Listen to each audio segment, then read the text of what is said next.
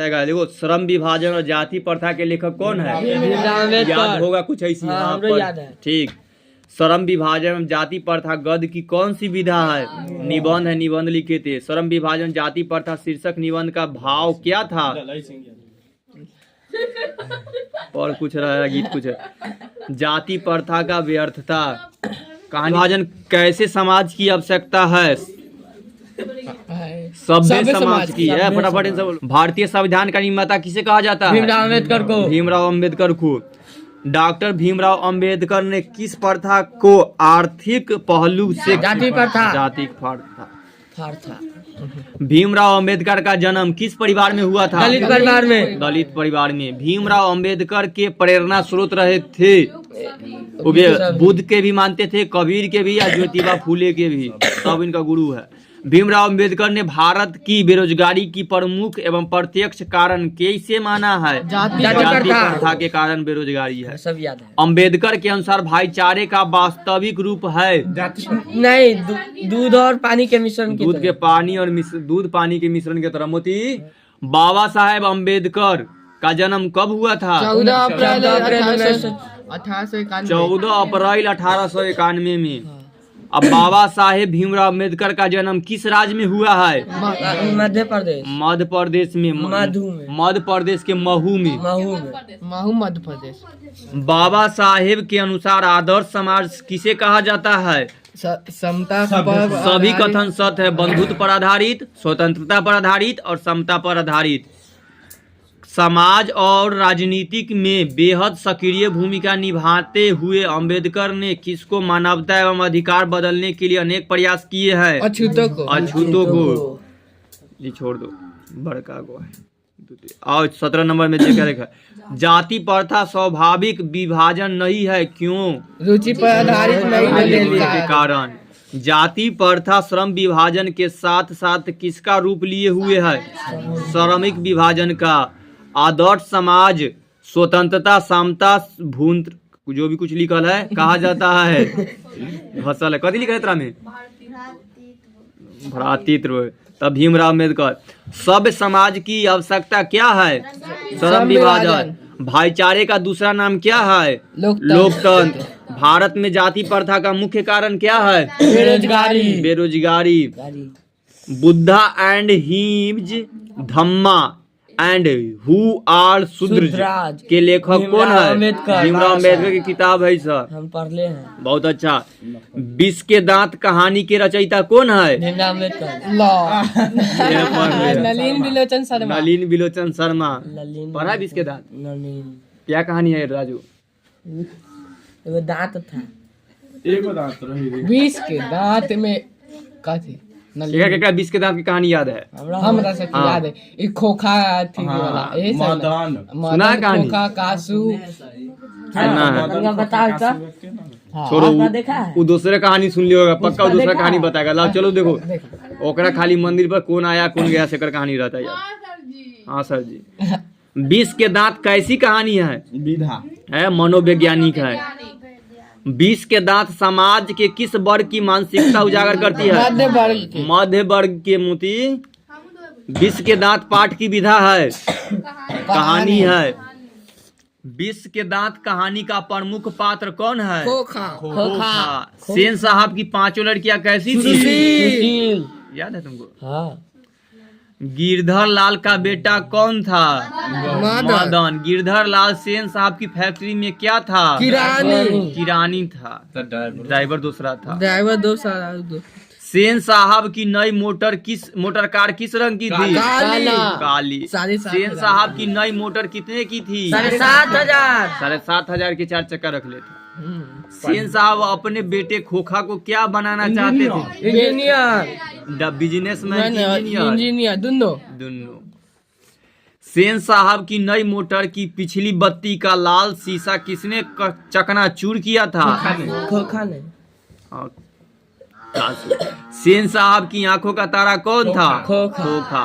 सेन साहब किस तरह के आदमी थे? तानाशाह। मदन किसका बेटा था? मदन गिरधरलाल का। मदन और कासू के बीच झगड़े का कारण क्या था? लट्टू खेलने की लालच। लट्टू खेलने के लिए। मदन के लिए क्या खाना मामूली बात थी? मात। खोखा किन मामलों में अपवाद था? घर के मामलों के नियम में, घर के मामलों में, धज्जियों धजिया उड़ाने में। खोखा के दो दो दांत किसने तोड़ डाले? मदन ने। तू कहाँ उंगला रहा है रे? मैं तो खोखा को इंजीनियर बनाने जा रहा हूँ, किसने कहा? सेन साहब साहब ने। सीमा, रजनी, आलो, सोफालो, आरती पांचों किसकी बहन थी? खोखा की। तो कासुए न होई छै। ना खोखा के। नलिन बिलोचन शर्मा का जन्म कब हुआ था? 18 फरवरी 1916। 1916 को है। मदन और झोपड़ियों की लड़ाई में अक्सर महलों वालों की जीत होती है, पर उसी हालात में जब दूसरे झोपड़ी वाले उसकी मदद में ही अपने खिलाफ करते हैं, तो यह पाठ्य पंक्ति किसकी है? बीस के दांत। बीस के दांत के। अनाम दास का पोथा उपन्यास किस लेखक की कृति है? जारी प्रसाद अरे द्विवेदी। सुनना, ठीक कहानी में क्या है? मोटर को कोई खतरा हो सकता है तो डैश, किससे खोखा खतरा होता है? से। खोखा से। हिंदी कविता में पदमवाद के प्रवर्तक कौन है? अमरकांत। अमरकांत। नलिन आलोचक के अनुसार प्रयोगवाद का वास्तविक आरंभ किनकी कविताओं से हुआ है? नलिन बिलोचन शर्मा से। झोपड़ी और महर की लड़ाई में अक्सर कौन जीतते हैं? महल वाले। गौर से सुनना खाली। सामाजिक विकास क्रम में सामांती सभ्यता की अपेक्षा किस सभ्यता को आर्थिक प्रगतिशील कहा जाता है? नैसर्वादी सभ्यता को नैसर्वाद। मनुष्य और पारिस्थितिकी का संबंध है मित्रवत। भारत से हम क्या सीखे? देखो अगला चैप्टर में होगा, भारत से हम क्या सीखे है। ये तो भाषण। हाँ, भारत से हम क्या सीखे? पाठ गद की कौन सी विधि है? भाषण। भाषण। गौरव गौर से सुनना, रिपीट भी होगा।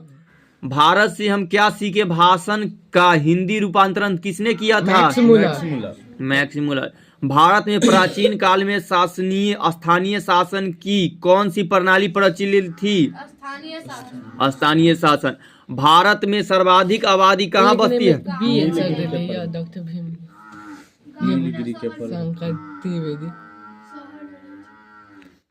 भाषण रूपांतरण हट सही है, वो गलती हो ललाई सिंह यादव कॉल कर रहा। आत। छोड़ो, रह दो। अगला देखो, भारत की सर्वाधिक आबादी कहाँ बसती है? गाँव में ज्यादा लोग रहता है। शहर में सबसे ज्यादा भारत में गांव है कि शहर? गाँव। वही ना रहेगा का लोग सबसे ज्यादा कोई शहर में, एगो गांव में जितना लोग रहेगा उतना एगो शहर में 3 गांव के बस है, लेकिन सबसे ज्यादा तो गांव है, तो गांव के रह दो। मैक्स मुलर कहाँ के रहने वाले थे? जर्मनी। जर्मनी के। मैक्स मुलर के अनुसार सच्चे भारत के दर्शन कहाँ हो सकते हैं? ग्रामीण भारत में। गौरव, मैक्स मुलर के अनुसार सच्चे भारत के दर्शन कहाँ हो सकते हैं?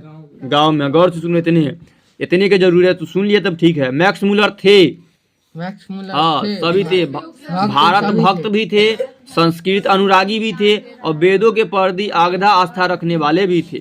मैक्स मुलर ने कालिदास के किस पुस्तक का जर्मन में अनुवाद किया था? मेघदूत। मेघदूत के। सुना ना क्वेश्चन? अगला, मैक्स मुलर को किसने वेदांतियों का वेदांती कहा था? विवेकानंद जी ने। मैक्स मुलर ने डैश वर्षों की अवस्था में लिपजिंग विश्वविद्यालय में संस्कृत का अध्ययन आरंभ किया? 18 वर्ष के था तब। मैक्स मुलर ने कंठ और केन आदि उपनिषद का किस भाषा में अनुवाद किया था? जर्मन भाषा में। मैक्स मुलर की दृष्टि से सर्वविध संपदा और प्राकृतिक सौंदर्य से परिपूर्ण कौन सा देश है? भारत। यूनान एवं रोम के संपूर्ण साहित्य से कहीं अधिक विशाल है संस्कृत भाषा और साहित्य। जारा शाही रूस के सोवियत समाज में पढ़ने जाने वाले लोकप्रिय साहित्यकार कौन है? टॉलस्टॉय हुई के। फ्रेडरिक मैक्स मुलर किस पाठ के रचयिता हैं? भारत से हम क्या सीखे। शेर की खाल में गदहा, यह कहावत यूनान के प्रसिद्ध दार्शनिक प्लूटो के किस पुस्तक में मिलती है? हाँ, शेर की खाल में गधा है। कोई ना खूब भौंके लगता है कुत्ता ने, तो मार दो पीट दो, लेकिन गधा है जब एगो बंदूक लेगा तो भाग जाना, वही वाला बात। 10वीं-11वीं सदी में किस रचना ने भारत यूरोप के बीच व्यापार संबंध के बारे में बताया है? शाहनामा। शाहनामा। हितोपदेश का जर्मन भाषा में अनुवाद किसने प्रकाशित करवाया? मैक्स मुलर ने। मेघदूत का जर्मन में अनुवाद किसने किया? मैक्स मुलर ने। रहे दो। सर विलियम जोन्स समुद्री यात्रा करते हुए भारत कब पहुंचे थे गौरव? 1783। 1783 में। मैक्स मुलर का जन्म कब हुआ था? 1823 में। किस गवर्नर जनरल के समय 172 दारिस नामक सोने का भरा घड़ा मिला था? Warren Hasting. वारेन हेस्टिंग के समय। वारेन हेस्टिंग, हाँ। मैक्स मुलर जन्म ले गया 1 साल बाद दयानंद जी मर गए। दारिस क्या है? सोने के सिक्का। वारेन हेस्टिंग कहाँ का गवर्नर जनरल था? भारत का। हंकर्स थे वनस्पति वैज्ञानिक। पारसियों के धर्म का नाम क्या है? धर्म ग्रंथ के होते जरथ्रुस। विशाल भारत संपत्ति और किस चीज की खान है? प्राकृतिक सुषमा की। सच्चा भारत कहाँ बसता है गौरव? भारत में। भारत में कि गाँव में? गाँव में। अगला सुनो। नाखून क्यों बढ़ते हैं? नलिन बिलोचन शर्मा। वाह वाह। पाठ में बूढ़े से सबसे बड़ी चीज किसे माना जाता है?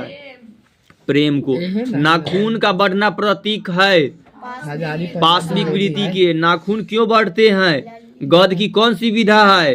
ललित निबंध है। नाखून क्यों बढ़ते हैं यह लेखक से किसने पूछा? छोटी बेटी ने। लेखक के अनुसार नाखून की विधि आकृतियां कौन सी है? हाँ, वर्ताकुलार, चंद्राकार, त्रिकोण। हजारी प्रसाद द्विवेदी ने किसे निर्जल अपराधी कहा है? नाखून को। जैसे चोर के तरह होता है, एकदम मार दो फिर दोबारा चोरी करबे करेगा, कितना बेइज्जती कर दो तो निर्लज अपराधी हो। तो इसी नाखून है निर्लज अपराधी। कितना भी काट दो फिर 2 दिन बाद पहुंच जाएगा। केस भी। हर बार नाखून क्यों काटते हैं?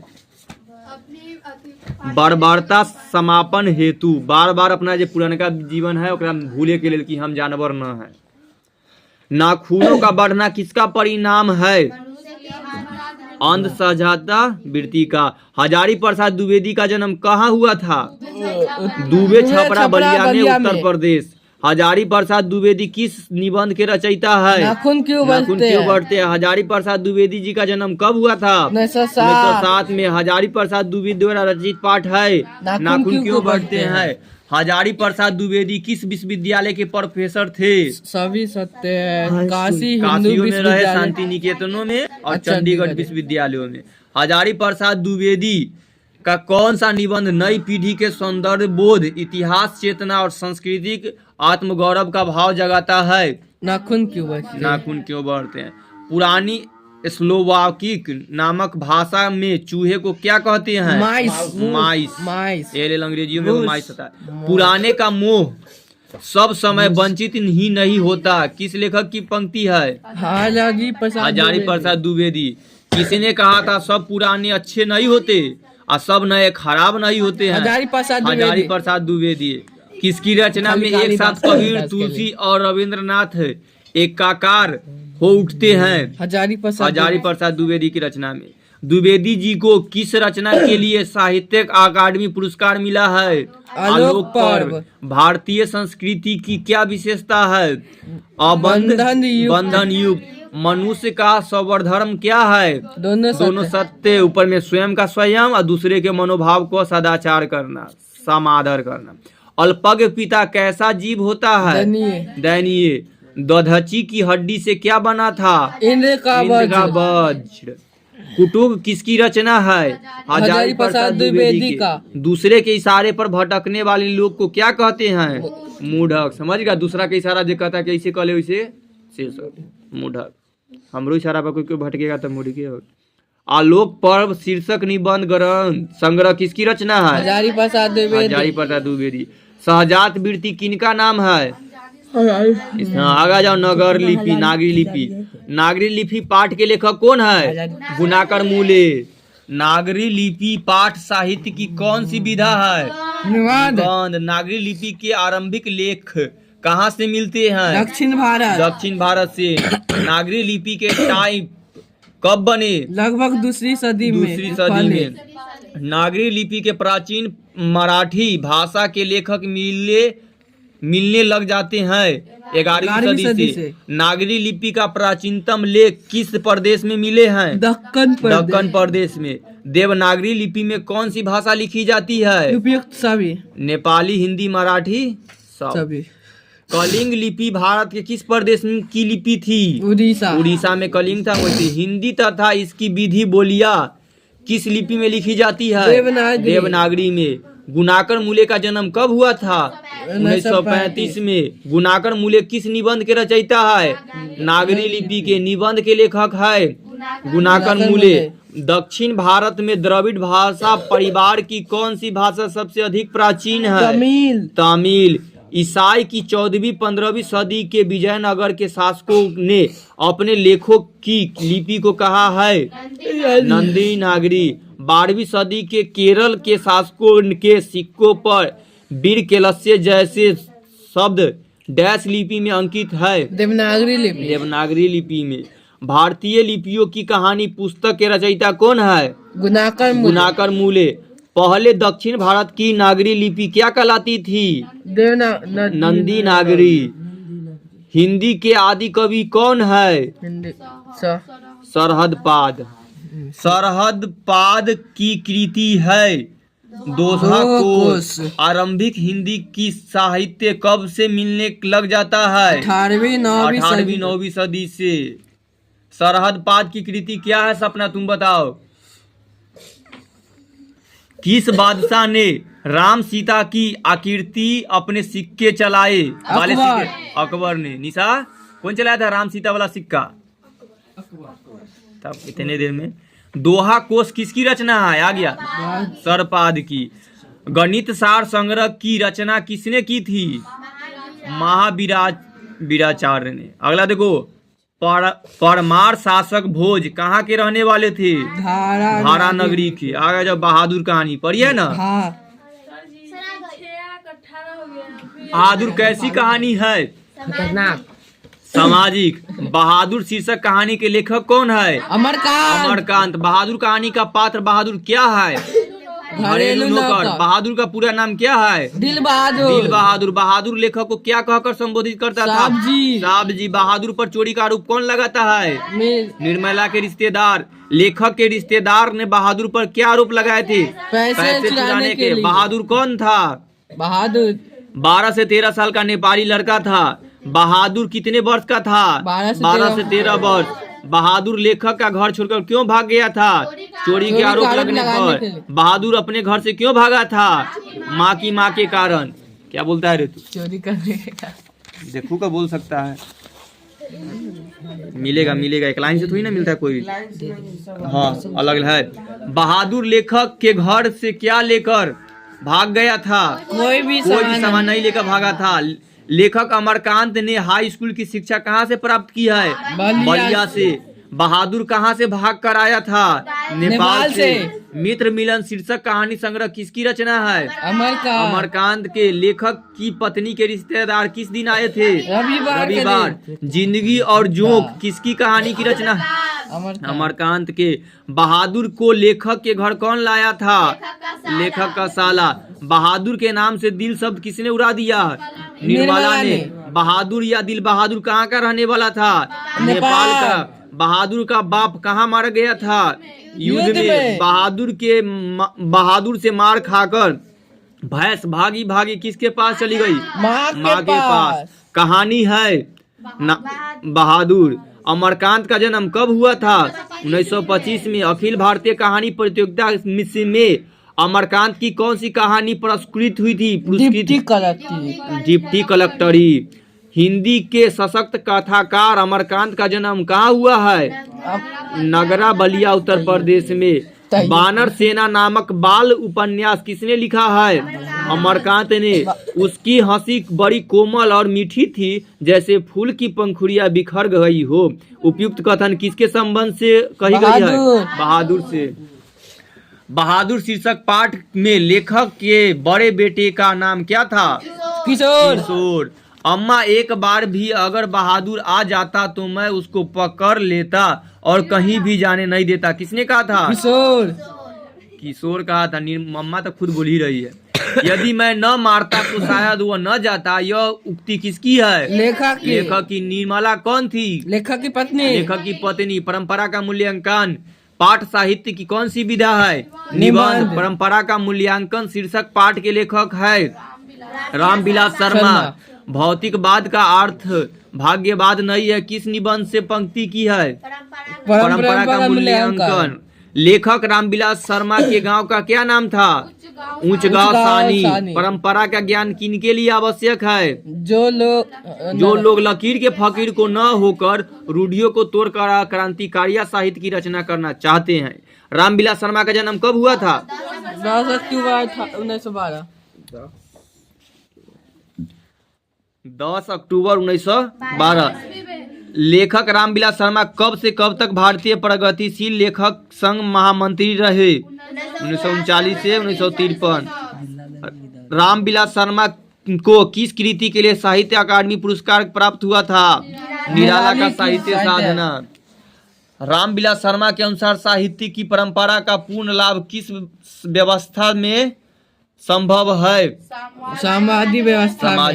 निर्मला की साहित्य संज्ञा के रचनाकार है रामविलास शर्मा। हिंदी में जीवनी साहित्य को क्या नया आयाम दिया गया है? रामविलास शर्मा ने। किसने दिया? हिंदी आलोचनाओं को वैज्ञानिक दृष्टिकोण से प्रदान करने का श्रेय किनको प्राप्त है? उत्तर प्रदेश। रामविलास शर्मा। हिंदी आलोचनाओं के महत्वपूर्ण हस्ताक्षर डॉक्टर रामविलास शर्मा का जन्म कहाँ हुआ है? अन्नाव, उत्तर प्रदेश। अन्नाव है कि उन्नाव है? उन्नाव उत्तर प्रदेश। साहित्य के विकास में प्रभावशाली मनुष्यों की तरह कौन उनकी विशेष भूमिका होती है? धर्म की। जाराशाही देश में थी? सोवियत रूस में। कला का पूर्णतः निर्दोष होना भी एक दोष क्यों माना जाता है?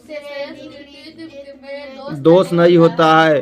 प्रगतिशील साहित्य का संबंध है इनमें से वेदांत दर्शन में, बौद्ध दर्शन में, मार्क्सवाद में। सोवियत संघ के लोग हिटलर विरोधी संग्राम को किस तरह से संग्राम की संज्ञा देते हैं? महाराष्ट्रीय संग्राम। राष्ट्र के गठन में इतिहास का कौन सा प्रभाव बहुत बड़ी निर्माणिक शक्ति है? लौकिक। जित जित मैं निखरत हूँ। पाठ साहित्य की कौन सी विधा है? साक्षात्कार। जित जित मैं निखरत हूँ पाठ में बिरजू महाराज के साथ संवाद किसने किया था? रश्मि वाजपेयी ने। प्रसिद्ध नर्तक शंभू महाराज बिरजू महाराज के कौन थे? चाचा। पंडित बिरजू महाराज का जन्म कहाँ हुआ था? लखनऊ में। बिरजू महाराज की ख्याति किस रूप में है? नर्तक के रूप में नाचते थे। बिरजू महाराज किस शैली के नर्तक थे? कथक के। बिरजू महाराज का संबंध किस घराने से है? लखनऊ घराने से। बिरजू महाराज ने कितने प्रोग्राम करके बाबूजी की 10वीं और 13वीं करवाई? 2। बिरजू महाराज ने ठुमरी किससे सीखी है? अम्मा से। बिरजू महाराज खुद को किसका शार्दिक मानते थे? पिता का। बिरजू महाराज कौन सा वाद्य यंत्र बजाते थे? हाँ, गिटार, सितार, हारमोनियम। नृत्य की शिक्षा के लिए पहल बिरजू महाराज की संस्था से जुड़े हुए थे? Hindustan dance music, Delhi. बिरजू महाराज अपना सबसे बड़ा जज किसको मानते थे? अम्मा को। बिरजू महाराज को किस उम्र में संगीत नाट्य अकादमी का अवार्ड मिला था? 27 वर्ष। बिरजू महाराज के साथ बिरजू महाराज का आखिरी प्रोग्राम कहाँ हुआ था? बाबूजी के साथ। मैंने पंडित बिरजू महाराज 10 साल के थे तभी उनके पिता का देवांश हो गया था। 9.5 साल। बिरजू महाराज के पिता की मृत्यु किस अवस्था में हुई थी? 54 वर्ष। बिरजू महाराज के पिता की मृत्यु किस कारण हुई थी? लू से। बिरजू महाराज ने कहाँ रहते हुए सीताराम बांग्ला को नृत्य की शिक्षा देनी शुरू की थी? कानपुर में। मछली कहानी के लेखक कौन है? बिरजू महाराज एवं उनके पिता किस राज दरबार में नाचते थे? रामपुर। बिरजू महाराज की गुरुआइन कौन थी? उनकी माँ। पंडित बिरजू महाराज का संबंध किस नृत्य शैली से है? कथक से। पंडित बिरजू महाराज का जन्म कब हुआ था? 4 फरवरी 1938 को। जब दिल्ली में हिंदू मुस्लिम दंगे होने लगे थे तो डर के मारे बिरजू महाराज उनकी अम्मा कहाँ चले आए थे? लखनऊ। पंडित बिरजू महाराज को संगीत नाटक अकादमी अवार्ड कब मिला था? 1965 में। पंडित बिरजू महाराज को शिष्यत्व का धागा किसने बांधा था? उनके पिता ने। रेशमी वाजपेयी किसके पत्रिका के संपादिका है? नटरंग का। हिंदुस्तानी डांस म्यूजिक कहाँ का है? दिल्ली में। दिल्ली में। अब न्यू पेपर